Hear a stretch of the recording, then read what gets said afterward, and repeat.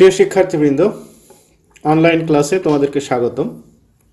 আমাদের আজকের আলোচনার বিষয় ন্যারেশন বা স্পিচ। প্রথমে দেখে নেই ন্যারেশন কি। বক্তা যা বলেন তাই ন্যারেশন বা উক্তি। এখানে আমরা আরেকটি জিনিস শিখে নিলাম, ন্যারেশনের বাংলা প্রতিশব্দ হলো উক্তি। ন্যারেশন দুই প্রকার, যথা ডাইরেক্ট ন্যারেশন বা প্রত্যক্ষ উক্তি এবং ইনডাইরেক্ট ন্যারেশন বা পরোক্ষ উক্তি। ডাইরেক্ট ন্যারেশন কি? যখন কোনো ব্যক্তি অন্যের ভাষ্যকে হুবহু বলেন বা প্রকাশ করেন তখন তাকে ডাইরেক্ট ন্যারেশন বলে। ডাইরেক্ট ন্যারেশন বা স্পিচ সবসময় ইনভার্টেড কমার মধ্যে সীমাবদ্ধ রাখতে হয়। আমরা একটি জিনিস ভালো করে দেখে নিই, এই যে পাংচুয়েশন মার্ক বা বিরাম চিহ্ন যেটি আমরা ইংলিশে ব্যবহার করি সেটাকে আমরা বলে থাকি ইনভার্টেড কমা। আমরা অনেকেই ভুল করে ইনভাইটেড বলে ফেলি। যাই হোক, তো ডাইরেক্ট ন্যারেশনের একটু উদাহরণ দেখি। Hamid said I shall go home today. লক্ষ্য করো, হামিদ সেইডের পরে এখানে একটি কমা আছে। I shall go home today এই সেন্টেন্সটি একটি ইনভার্টেড কমার মধ্যে আবদ্ধ আছে। তাহলে সম্পূর্ণ সেন্টেন্সটি হলো Hamid said I shall go home today, যার অর্থ হলো হামিদ বলল আমি আজ বাড়ি যাব। এখন দেখে নেওয়া যাক ইনডাইরেক্ট স্পিচ কি। যখন কোনো ব্যক্তি অন্যের ভাষ্যকে নিজের মতো করে বলেন বা প্রকাশ করেন তখন তাকে ইনডাইরেক্ট ন্যারেশন বা স্পিচ বলে।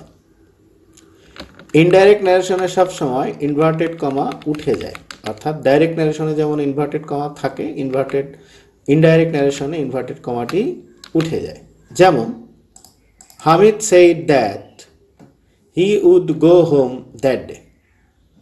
এখানে কোনো ইনভার্টেড কমাও নেই, কোনো কমাও নেই, যার অর্থ হচ্ছে হামিদ বলল যে সে ওই দিন বাড়ি যাবে। এবার আমরা ন্যারেশনের কয়েকটি মৌলিক বিষয় দেখব। একটি ন্যারেশনের প্রধানত দুইটি অংশ থাকে, যার একটিকে বলা হয় রিপোর্টিং ভার্ব আর একটিকে বলা হয় রিপোর্টেড স্পিচ। ভালো মতো খেয়াল করো, রিপোর্টিং ভার্ব এবং রিপোর্টেড স্পিচ। যেমন Salim said to his father, a man came to you yesterday. লক্ষ্য করো, এখানে একটি কমা আছে। কমার আগে যে অংশটি আছে Salim said to his father, এই অংশটিকে বলা হচ্ছে রিপোর্টিং ভার্ব, যাকে আমরা সংক্ষেপে আরভি বলে থাকি। এই যে ইনভার্টেড কমা শুরু, এখানে ইনভার্টেড কমার মধ্যে আছে a man came to you yesterday, এই অংশটি হচ্ছে রিপোর্টেড স্পিচ, যাকে আমরা সংক্ষেপে আরএস বলে থাকি। তাহলে আমরা সহজে ধরে নিতে পারি কমার আগে যে অংশ থাকবে সেটি হচ্ছে রিপোর্টিং ভার্ব, আর ইনভার্টেড কমার মধ্যে যে অংশটি থাকবে সেটি হচ্ছে রিপোর্টেড স্পিচ। ন্যারেশন করতে গেলে টেন্সের পরিবর্তন ঘটাতে হয়, বিশেষ করে রিপোর্টেড স্পিচ যেটি আছে সেখানে কিছু পরিবর্তন আনতে হয়। এক্ষেত্রে টেন্সের পরিবর্তন করতে হয়। টেন্সের পরিবর্তন হয় নিম্নোক্ত নিয়মে, আমরা একটু দেখে নিই। ডাইরেক্ট স্পিচের যদি প্রেজেন্ট ইনডিফিনিট টেন্স থাকে তাহলে ইনডাইরেক্টে হবে পাস্ট ইনডিফিনিট। একইভাবে ডাইরেক্টে যদি প্রেজেন্ট কন্টিনিউয়াস থাকে তবে পাস্টে হবে পাস্ট কন্টিনিউয়াস। ডাইরেক্টে প্রেজেন্ট পারফেক্ট থাকলে ইনডাইরেক্টে হবে পাস্ট পারফেক্ট। ডাইরেক্ট স্পিচে যদি প্রেজেন্ট পারফেক্ট কন্টিনিউয়াস থাকে তবে ইনডাইরেক্টে সেটি হয়ে যাবে পাস্ট পারফেক্ট কন্টিনিউয়াস। ডাইরেক্ট স্পিচে যদি পাস্ট ইনডিফিনিট থাকে তবে ইনডাইরেক্টে হয়ে যাবে পাস্ট পারফেক্ট টেন্স। ডাইরেক্ট স্পিচে যদি পাস্ট কন্টিনিউয়াস থাকে তাহলে ইনডাইরেক্টে হবে পাস্ট পারফেক্ট কন্টিনিউয়াস। ডাইরেক্ট স্পিচে যদি পাস্ট পারফেক্ট থাকে তবে ইনডাইরেক্টে হবে পাস্ট পারফেক্ট। এখানে বিশেষভাবে লক্ষ্য করো, ডাইরেক্ট স্পিচে যদি পাস্ট পারফেক্ট থাকে তবে ইনডাইরেক্ট স্পিচেও পাস্ট পারফেক্টই হবে, অর্থাৎ এই সেন্টেন্সের কোনো পরিবর্তন হবে না।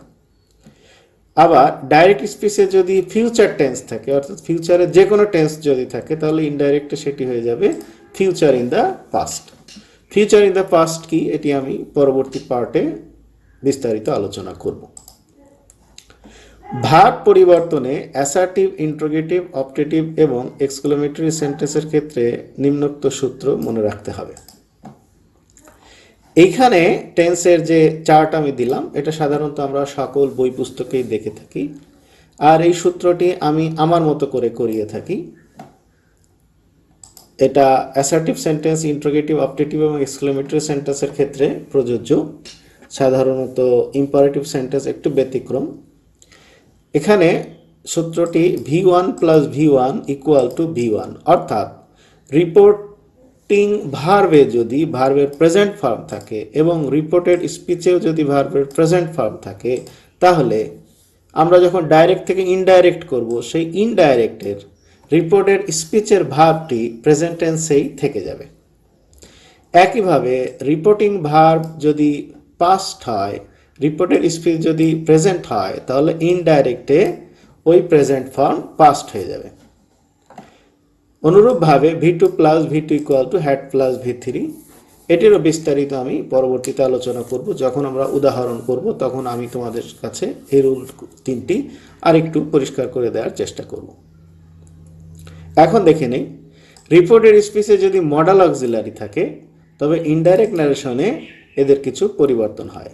যেমন শ্যাল থাকলে উড হয়, উইল থাকলে উড হয়, ক্যান থাকলে কুড হয়, মে থাকলে মাইট হয়।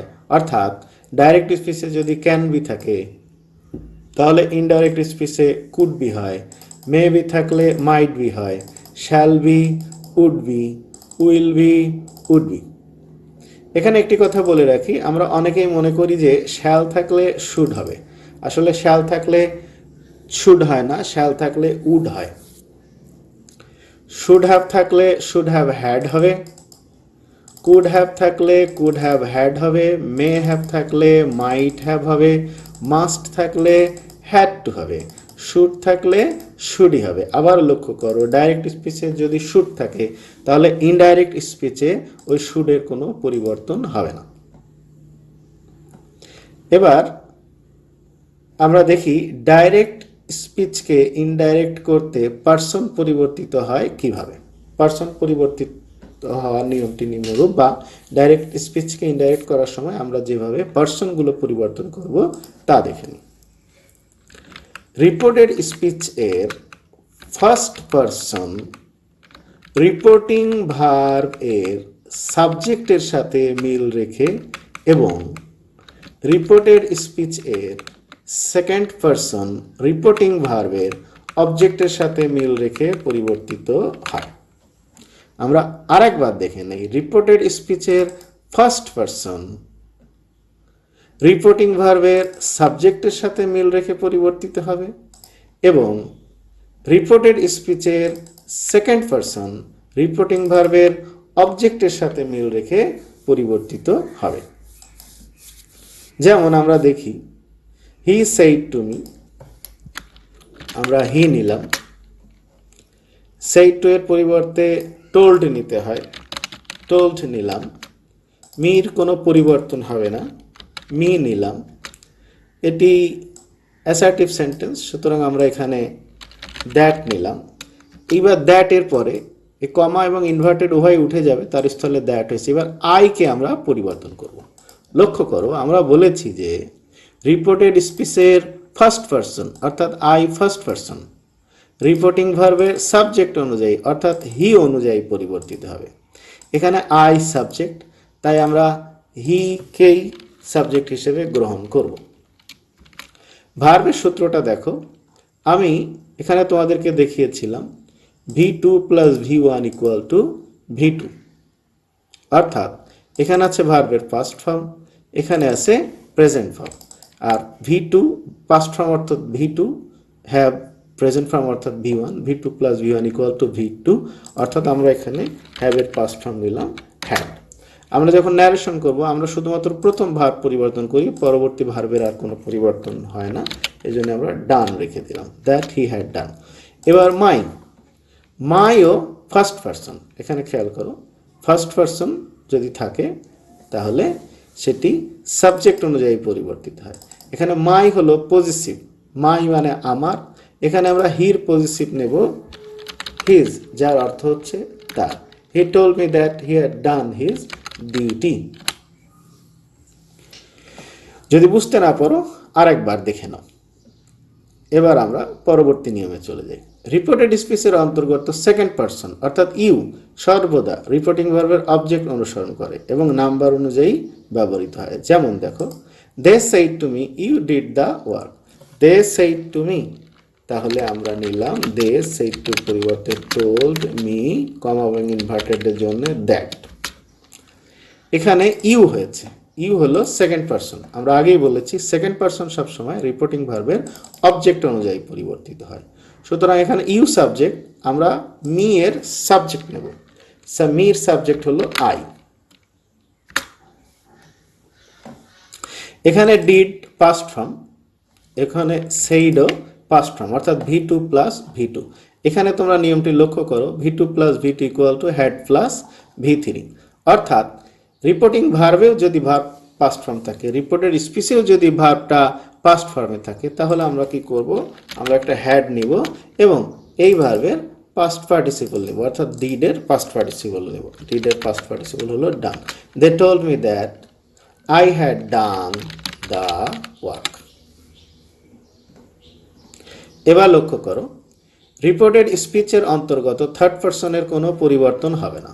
আবার ভালো মতো খেয়াল করো, রিপোর্টেড স্পিচের অন্তর্গত থার্ড পারসনের কোনো পরিবর্তন হবে না। যেমন I said to you he has done the work, এখানে আমরা আই সেইড টুর পরিবর্তে লিখলাম টোল্ড ইউ দ্যাট। দেখো এখানে হি হলো থার্ড পারসন হওয়ার কারণে আমরা হির কোনো পরিবর্তন করলাম না। Verb said first form, has present form, অর্থাৎ V2 plus V1, V2 plus V1 equal to V2, আমরা হ্যাজকে করে দিলাম হ্যাড ডান দ্য ওয়ার্ক। দুঃখিত, ডান স্পেলিং মিস্টেক হয়েছে। এই পার্সনগুলো সহজে মনে রাখার জন্য আমরা এই চারটি মুখস্থ করে নিতে পারি। ফার্স্ট পারসন সিঙ্গুলার নাম্বার তথা আই, এখানে দেখো শিরোনামে আছে নমিনেটিভ আর সাবজেক্ট, অর্থাৎ নমিনেটিভ বলতেই সাবজেক্টকে বোঝায়। আই এর সাবজেক্ট আই, এর পজিটিভ ফর্ম হলো মাই এবং অবজেক্ট হলো মি। এগুলো আমাদেরকে মুখস্থ করতে হবে। আমরা একবার দেখে নেই, আই মাই মি, এরপরে আছে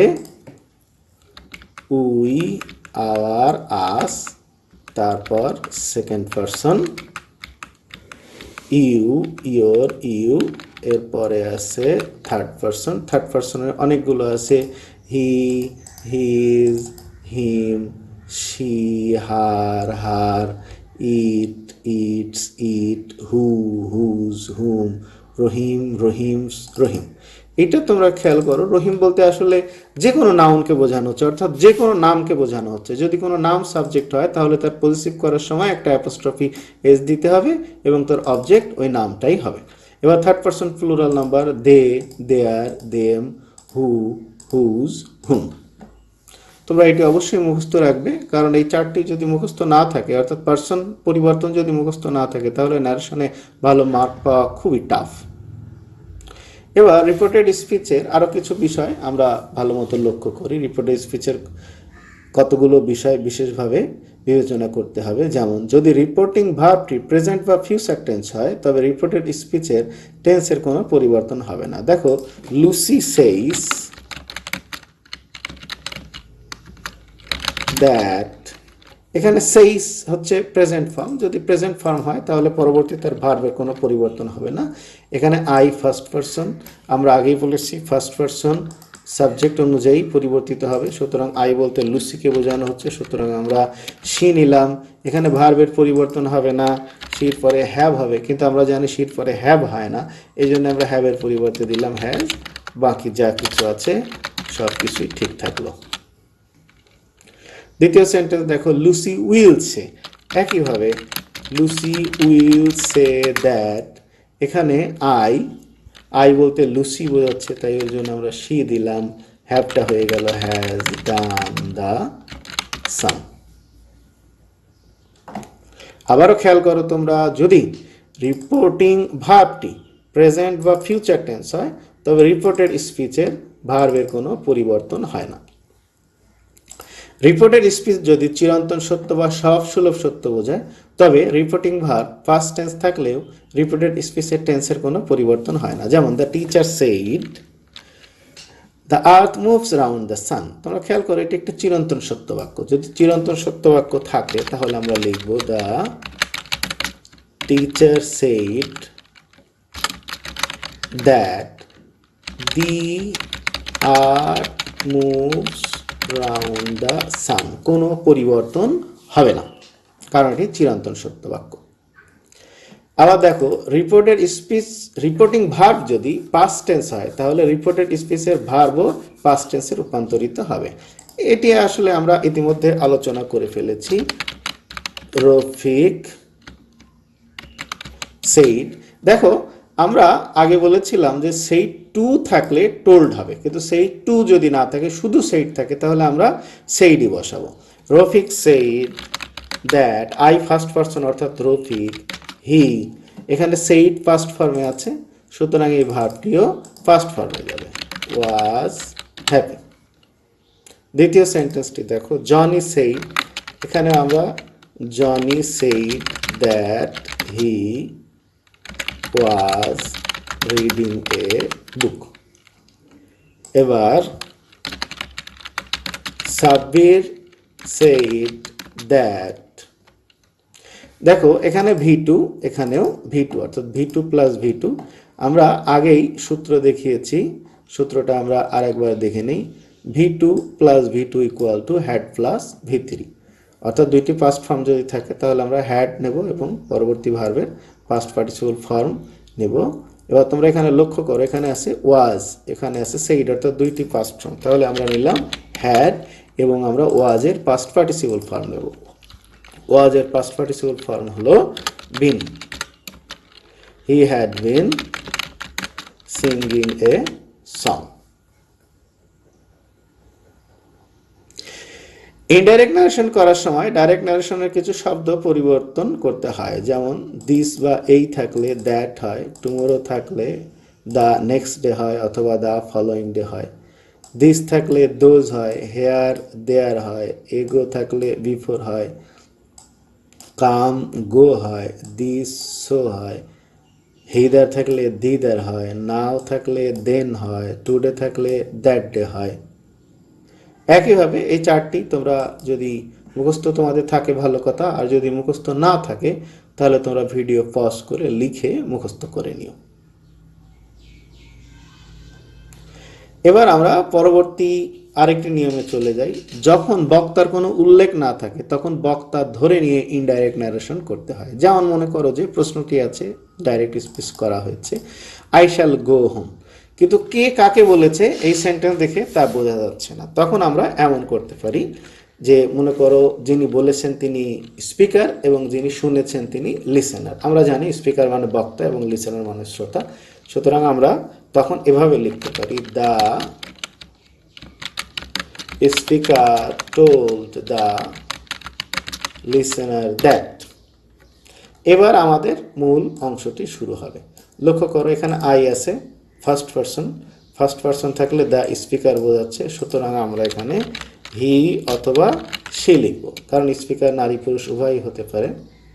দ্যাট আই আছে, এবার শ্যাল আছে, শ্যাল থাকলে হবে উড গো হোম সুন। প্রিয় শিক্ষার্থীবৃন্দ, ধৈর্য ধরে দেখার জন্য তোমাদেরকে অনেক অনেক ধন্যবাদ। আমাদের ন্যারেশনের প্রথম পার্ট শেষ হলো, পরবর্তী আলোচনা আমরা পরবর্তী পার্টে করব। সবাইকে ধন্যবাদ।